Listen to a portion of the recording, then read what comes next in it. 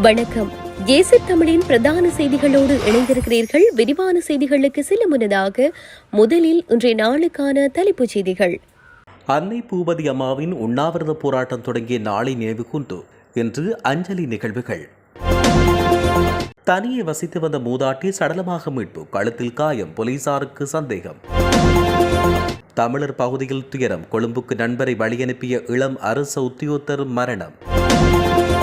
நடுவீதியில் தலைக்கவசத்தால் தாக்குதல், தப்பியோடிய நபர் சிசிடிவியில் பதிவான சம்பவம். எரிபொருள் QR குறியீட்டை பெற முடியாதவர்களுக்கு புதிய தீர்வு.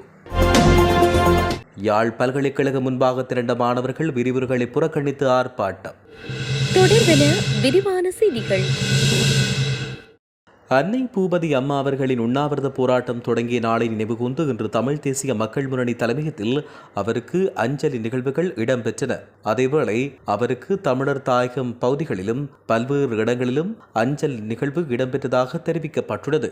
வடமாகாணத்தின் முல்லைத்தீவு மாவட்டத்தின் மாங்குளம் பிரதேசத்தில் விசேடமாக ஒழுங்கமைக்கப்பட்ட இடத்தில் தியாகத்தாய் அன்னை பூபதி அவர்களின் 38ஆம் ஆண்டின் ஆரம்ப நாள் நிகழ்வு இன்று காலை 10:30 மணிக்கு ஆரம்பிக்கப்பட்டது.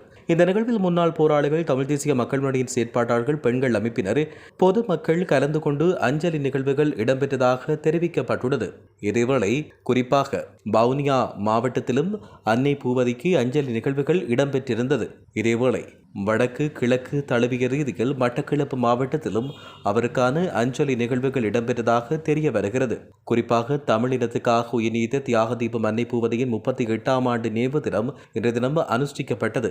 மட்டக்களப்பில் இன்றைய மாதம் ஆரம்பித்து வைக்கப்பட்டது. தமிழ் தேசிய மக்கள் முன்னணியினர் நாவலடியில் உள்ள அவரின் நினைவு தூபியில் மலர் மாலை அணிவித்து சுடரேற்றி மௌன அஞ்சலி செலுத்தி அன்னை பூபதி மாதத்தை ஆரம்பித்து வைத்தனர். இதைத் தொடர்ந்து அன்னை பூபதியின் மகள் மற்றும் உறவினர்கள் நினைவு தூபியில் சுடரேற்றி அஞ்சலி செலுத்தினர். தமிழ் தேசிய மக்கள் முன்னணி கட்சியின் தேசிய அமைப்பாளர் தர்மலிங்கம் சுரேஷ் தலைமையில் இடம்பெற்ற இந்த நினைவேந்த நிகழ்வில் சங்கரடி பிரதேச சபை உறுப்பினர் அழகையா தேவகுமார், பவுனதீவு பிரதேச சபை உறுப்பினர் செல்வகுமார் மற்றும் கட்சி ஆதரவாளர்கள் கலந்து கொண்டனர்.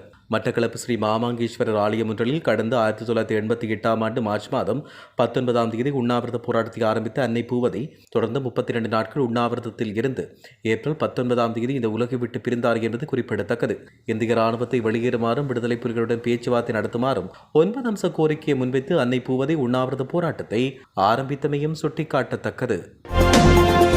கம்பகா கிரிந்திவெல போலீஸ் பிரிவுக்குட்பட்ட கிஸ்வெல்ல பகுதியில் நேற்றைய தினம் மாலை வீடொன்றில் மூதாட்டியொருவர் மர்மமான முறையில் உயிரிழந்துள்ளதாக போலீசார் தெரிவித்தனர்.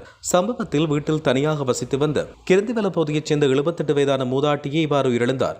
உயிரிழந்த மூதாட்டியின் கழுத்தில் துணியொன்று சுற்றப்பட்டதோடு அவரின் காது பகுதியில் காயங்கள் காணப்பட்டன. சந்தேகத்துக்கு இடமான முறையில் குறித்த மூதாட்டி உயிரிழந்தமையால் இது ஒரு திட்டமிட்ட கொலையாக இருக்கலாம் என போலீசார் சந்தேகம் வெளியிட்டிருந்தனர்.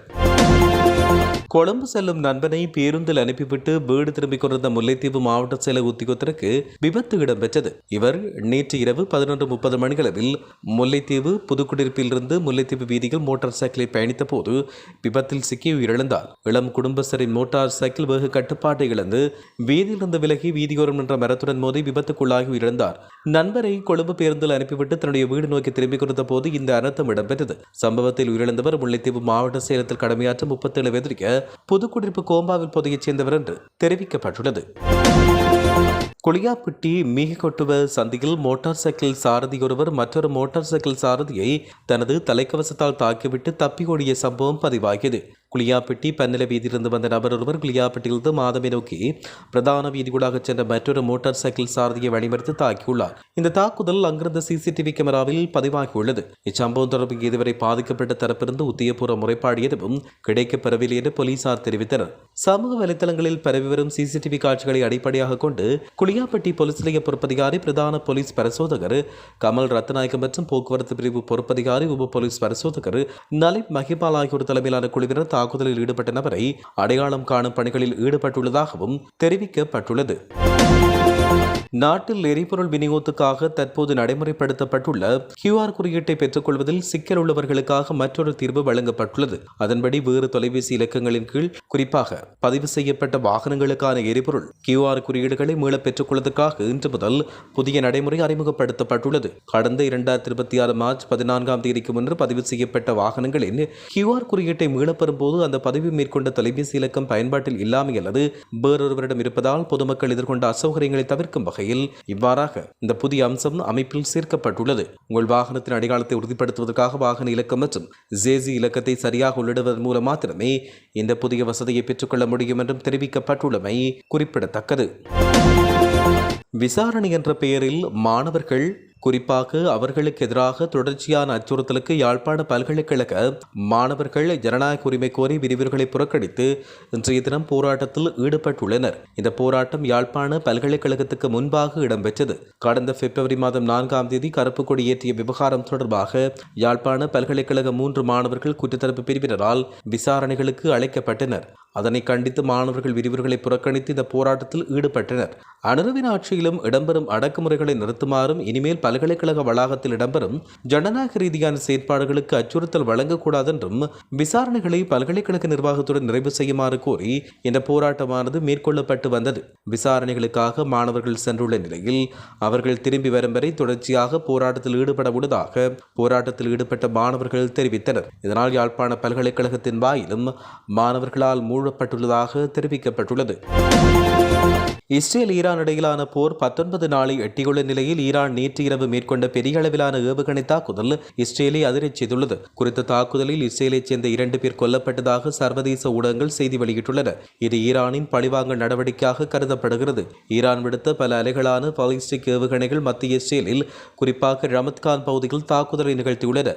இதில் கிளஸ்டர் குண்டுகள் பயன்படுத்தப்பட்டதாக இஸ்ரேலிய ஊடகங்கள் மற்றும் சர்வதேச ஊடகங்கள் செய்தி வெளியிட்டுள்ளன. இந்த ஏவுகணைகள் வானில் பிரிந்து பல சிறு குண்டுகளாக பரவி தாக்கும் திறன் கொண்டவை என்று தெரிவிக்கப்படுகிறது. இஸ்ரேலிய அவசரகால சேவை அமைப்பான மேகன் டேவிட் அடோன் தெரிவித்தபடி ரமத்கான் பகுதியில் உள்ள ஒரு வீட்டு கட்டடத்தில் ஏற்பட்ட தாக்குதலில் 70 வயதை நெருங்கிய தம்பதியினர் தாக்கப்பட்டு உயிரிழந்ததாக தெரிவிக்கப்படுகிறது. மேலும் பலர் மோசமான காயங்களுடன் மருத்துவமனையில் அனுமதிக்கப்பட்டுள்ளனர்.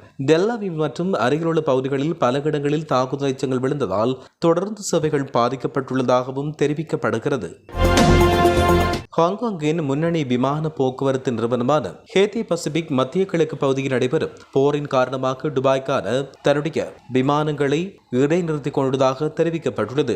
ஏப்ரல் மாதத்தின் இறுதி வரை இது இடைநிறுத்தப்பட்டுள்ளது. புதன்கிழமை வெளியிட்ட அறிக்கையில் மத்திய கிழக்கில் உருவாகி வரும் சூழ்நிலையை கருத்தில் கொண்டு துபாய்க்கு வரும் மற்றும் செல்லும் அனைத்து விமானங்களும் 2026 ஏப்ரல் 30 வரை ரத்து செய்யப்படுகிறதாக நிறுவனம் தெரிவித்துள்ளது. இதேவேளை அடுத்த சில நாட்களில் எங்கள் விமான அட்டவணையில் மேலும் மாற்றங்கள் ஏற்படலாம் என்று அறிவிக்கப்பட்டுள்ளது. முன்னதாக மார்ச் மாதம் துபாய் மற்றும் ரியாத் நகரங்களுக்கு செல்லும் அனைத்து விமானங்களையும் கேத்தி பசிபிக் ரத்து செய்துள்ளது. இந்த போரின் காரணமாக எண்ணெய் விலை உயர்வடைந்துள்ளதால் இம்மாதம் தனது பல்வேறு வழித்தடங்களுக்கான எரிபொருள் கட்டணத்தை நிறுவனம் இரட்டிப்பாக்கியுள்ளது. அதேபோல் ஹாங்காங் ஏர்லைன்ஸ் நிறுவனமும் கடந்த ஒரு வாரத்தில் 2வது முறையாக தொடங்கிய எரிபொருள் கட்டணத்தை அதிகரித்துள்ளதாக தெரிவிக்கப்படுகிறது. குவைட்டின் மிகப்பெரிய எண்ணெய் சுத்திகரிப்பு நிலையமான மினா அல் அஹ்மதி எண்ணெய் சுத்திகரிப்பு ஆலையின் ஒரு செயற்பாட்டு அலகு மீது இன்று காலை ரோன் தாக்குதல் இடம்பெற்றுள்ளது. இதனால் தீப்பரவல் ஏற்பட்டதாக குவைட் பெட்ரோலியம் அதிகாரப்பூர்வ அறிக்கையில் தெரிவித்துள்ளது. குவைட் ஊடகங்கள் வெளியிட்ட செய்தியின்படி குவைட் நேஷனல் பெட்ரோலியம் நடத்தும் இந்த ஆன்லைன் ஒரு பிரிவு ட்ரோன் தாக்குதலுக்கு இலக்கானது. தாக்குதலால் ஏற்பட்ட தீயை அவசர குழுக்களும் தீயணைப்பு பிரிவும் உடனடியாக கட்டுப்படுத்தியதாகவும் எந்த உயிரிழப்பும் அல்லது காயமும் ஏற்படவில்லை என்று அறிவிக்கப்பட்டுள்ளது. மேலும் இந்த தாக்குதல் பிராந்தியத்தில் தொடர்ந்து நடைபெறும் பதிலடி தாக்குதல்களின் ஒரு பகுதியாக கருதப்படுகிறது. ஈரான் தரப்பிலிருந்து வளைகுடா நாடுகளின் எண்ணெய் வசதிகள் மீது இதேபோன்ற தாக்குதல் நடந்ததாக பல்வேறு அறிக்கைகள் குறிப்பிடுகின்றன. உலக விடயங்களை உடனுக்குடன் அறிந்து கொள்ள ஏசி தமிழ் பக்கத்தை சப்ஸ்கிரைப் செய்யுங்கள், ஷேர் செய்யுங்கள்.